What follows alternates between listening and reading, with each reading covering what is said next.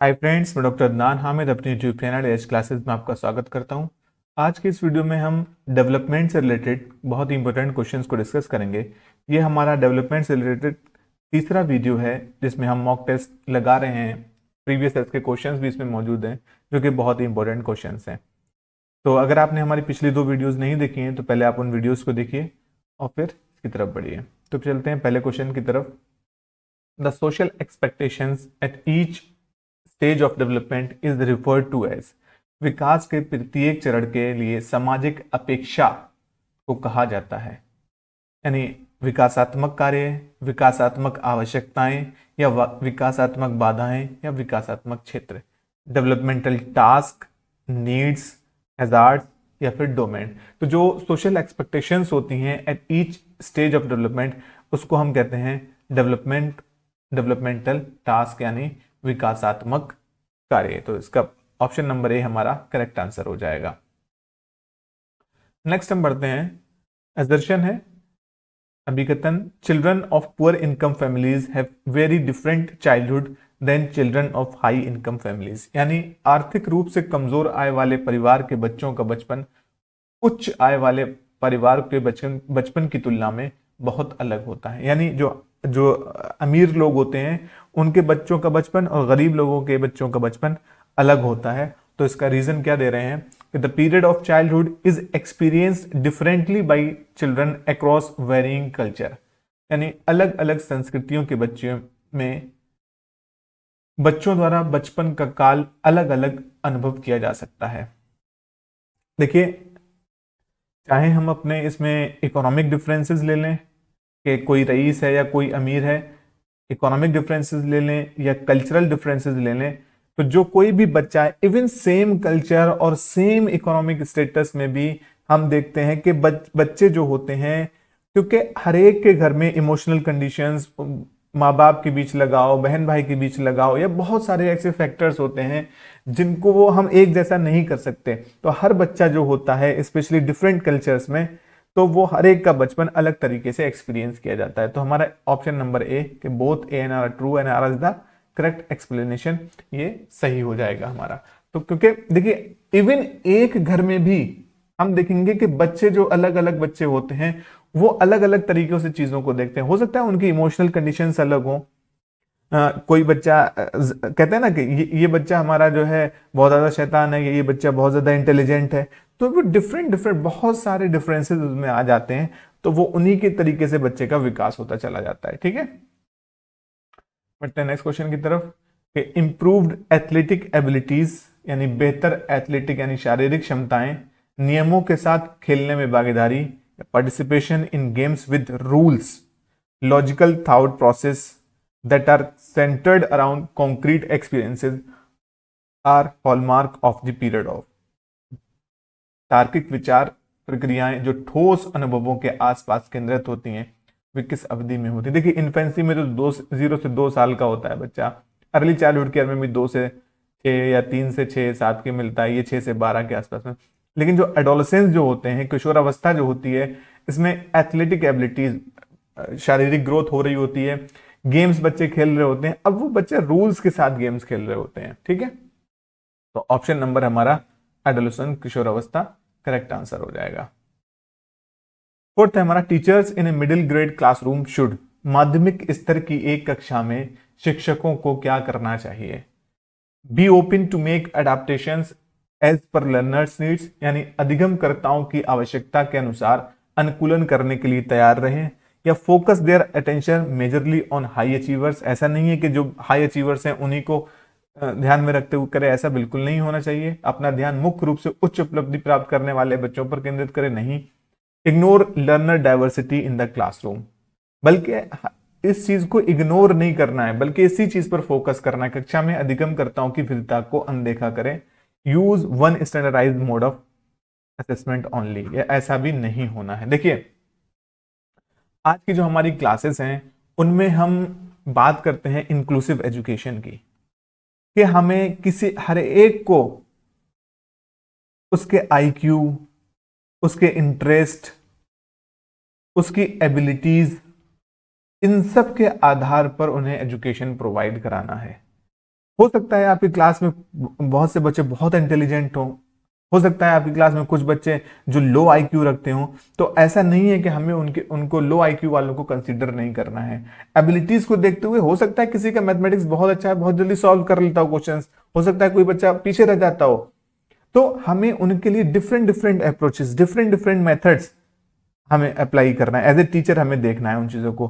तो be open to make adaptation, यानी जैसी जैसी नीड्स आए एज पर द लर्नर्स, बच्चे की, स्टूडेंट की आवश्यकता के अनुसार टीचर अपने अंदर परिवर्तन लाए, अपने मेथड्स ऑफ टीचिंग के अंदर परिवर्तन लाए, ठीक है। और उन्हें एक स्टैंडर्डाइज मोड में असेस ना करे, उनका आकलन जो हो एक एक उसमें ना हो, बल्कि एज पर द डिमांड हो, as per the learners abilities हो। तो हमारा ए ऑप्शन जो हो जाएगा इसका करेक्ट आंसर हो जाएगा।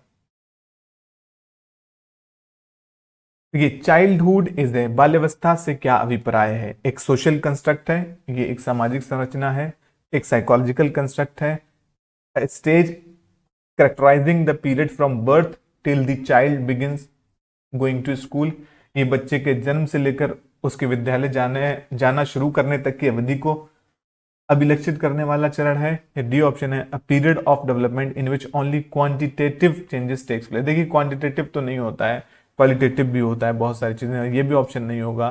साइकोलॉजिकल कंस्ट्रक्ट भी नहीं है, ठीक है। सोशल कंस्ट्रक्ट है, एक सामाजिक संरचना है। ये साइकोलॉजिकल जो कंस्ट्रक्ट है ना वो उसके अंदर ही आ जाता है सोशल, क्योंकि जो बच्चा आता है वो समाज के साथ, सोशल कंस्ट्रक्ट उन्होंने क्यों कहा है, देखिए एक नेक्स्ट क्वेश्चन भी हम पढ़ते हैं, फिर उसको हम थोड़ा सा डिस्कस करेंगे। और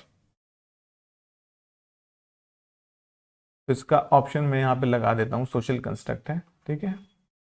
नेक्स्ट क्वेश्चन भी इसी के जैसा है कि contemporary perspectives in child development view, बाल विकास के समकालीन परिप्रेक्ष्य, child as a biological category, child यानी जैविक प्रवर्ग के रूप में देखते हैं, या एज ए साइकोलॉजिकल एंटिटी, बच्चे को एक दैहिक के तत्व रूप में देखते हैं, child is divided into 8 distinct stages, यानी बाल्यावस्था को विशिष्ट चरणों में विभाजित करते हैं, या childhood as culture specific and socially constructed, यानी बाल्यावस्था को सांस्कृतिक और सामाजिक। देखिए जो पहला ऑप्शन है, किसी भी बच्चे का, मैं बार बार मैंने अपनी पिछली वीडियोस में बताया है कि जो बच्चे का जो डेवलपमेंट होता है वो हेरिडिटी प्लस एनवायरमेंट दोनों से निकलता है, यानी जो उसे genetic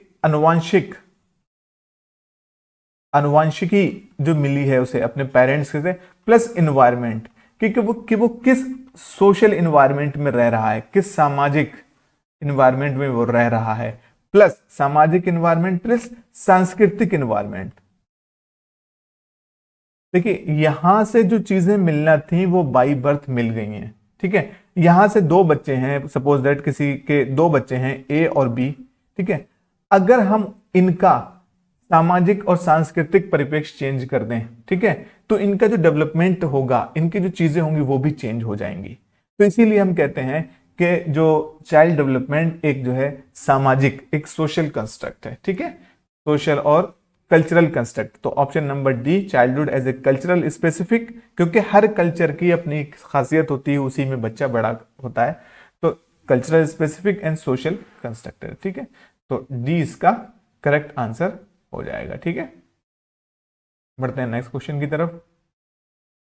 knowledge about how to do a particular task, यानी किसी विशेष कार्य को कैसे करना है, इस ज्ञान को क्या कहा जाता है? Assimilative knowledge, conditional knowledge, declarative knowledge या प्रोसीजनल नॉलेज, यानी समावेशित ज्ञान, अनुबंधित ज्ञान या घोषणात्मक ज्ञान या प्रक्रियात्मक ज्ञान। देखिए जब हमें किसी चीज के काम को कैसे करना है, फॉर एग्जांपल हमें किसी मशीन को कैसे चलाना है, जैसे हम अब जीरोक्स कराने जाते हैं तो वो भाई उसको किस तरीके से उसमें कुछ इनपुट्स देते हैं, किस तरीके से, तो उस किसी भी मशीन या कोई भी चीज है, किसी भी पार्टिकुलर टास्क को करने के लिए, विशेष कार्य को करने के लिए जिस हमें ज्ञान की जरूरत होती है, तो उसको हम कहते हैं प्रोसीजनल ज्ञान। कि इसका हम कहते हैं ना भाई इसका प्रोसीजर क्या है, तो इसको हम प्रोसीजनल नॉलेज या प्रक्रियात्मक ज्ञान कहते हैं, ठीक है। नेक्स्ट क्वेश्चन है हमारा, खाली जगह, represent a specific time when childrens are particularly susceptible to certain kind of stimuli in their environment। उस विशिष्ट समय को कहा जाता है जब बच्चे उनके वातावरण में खास प्रकार से उद्दीपन के प्रति विशेष रूप से ग्रहणक्षम होते हैं। देखो, सेंसिटिव पीरियड यानी संवेदनशील अवधि, एक्सप्रेसिव पीरियड मुखर अवधि, प्लास्टिसिटी ड्यूरेशन या नम्यता काल, या मेंटल स्टैग्नेशन मानसिक अकर्मण्यता कहते हैं। देखिए, इनके अगर मैं ऑप्शंस की बात करूं तो specific time when children are particularly susceptible to certain kind of stimuli, ये एक ऐसा पीरियड होता है, ये इसका आंसर होगा सेंसिटिव पीरियड, संवेदनशील अवधि। ठीक है, इसको भी मैं हटा दूं। ठीक, सेंसिटिव पीरियड होगा। ये एक ऐसा पीरियड होता है जिसमें बच्चा जो होता है कुछ स्पेसिफिक एबिलिटीज इनको सीखता है।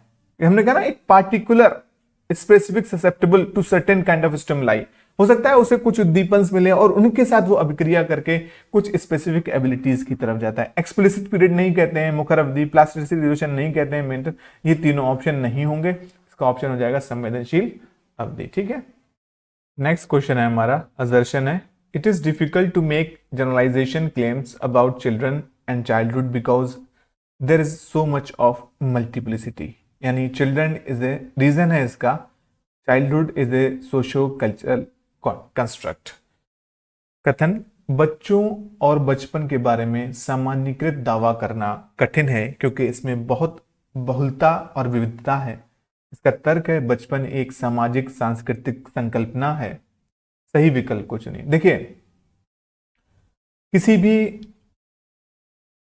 इंडिविजुअल के, किसी भी बच्चे के बचपन के बारे में, चाइल्डहुड के बारे में कोई भी जनरलाइजेशन, कोई भी चीज बताना कि नहीं कि ये स्टेज पर ये चीज हो ही जाएगी, प्री ऑपरेशनल स्टेज में ये चीज हो जाएगी, अर्ली चाइल्डहुड में ये चीज हो जाएगी, मतलब हम एकदम करेक्टली और एक्यूरेटली नहीं बता सकते क्योंकि ये कल्चर टू कल्चर, ये बहुत सारी चीज, क्योंकि हमने कहा कल्चर टू कल्चर वेरी करती हैं, सोशल कॉन्टेक्स्ट बदलते ही वो चीज बदल जाती है। देखिए, हम उसका एक्यूरेटली नहीं बता सकते, लेकिन हम उसका बस एक प्रिडिक्शन कर सकते हैं, हम उसकी एक डायरेक्शन बता सकते हैं कि ऐसा ऐसा होगा, डायरेक्शन होगी, इन स्टेजेस से होकर गुजरेगा।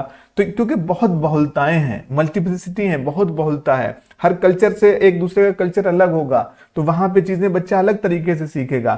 तो हमारा ए ऑप्शन के both A and R true and R is the correct explanation of A सही हो जाएगा कि ए और आर दोनों सही हैं और आर सही व्याख्या करता है ए की। ठीक है, नेक्स्ट हमारा आएगा क्वेश्चन जो कि मोस्ट प्रोबेबली लास्ट क्वेश्चन है, which period of development comprises each of the following characteristics, यानी विकास की कौन सी अवस्था में निम्न लक्षण समाहित होते हैं, establishment of independence, development of identity and abstract thinking, यानी स्वतंत्रता की भाव स्थापना, अस्मिता का विकास और अमूर्त चिंतन। देखिए, अमूर्त चिंतन से ही अंदाजा लगा लीजिए कि 11 टू अबव की यहां पर बात हो रही है, और जो 11 टू अबव अगर हम बात करें तो 11 टू अबव हमारी जो स्टेज आ जाती है वो एडोलेसेंस की स्टेज आ जाती है, यानी किशोरावस्था की स्टेज आ जाती है, जिसमें हमारा एब्स्ट्रैक्ट थिंकिंग हो जाती है, आइडेंटिटी क्राइसिस हो जाते हैं कि बच्चा अपने आइडेंटिटी के बारे में सोचता है, इंडिपेंडेंस डेवलपमेंट, वो अपने आप को इंडिपेंडेंट थोड़ा महसूस करके मैं अब बड़ा हो गया हूँ, चीजें मुझ मतलब मैं अपने डिसीजंस खुद ले सकता हूँ, घर में इस तरह के कॉन्फ्लिक्ट्स भी देखने को मिलते हैं।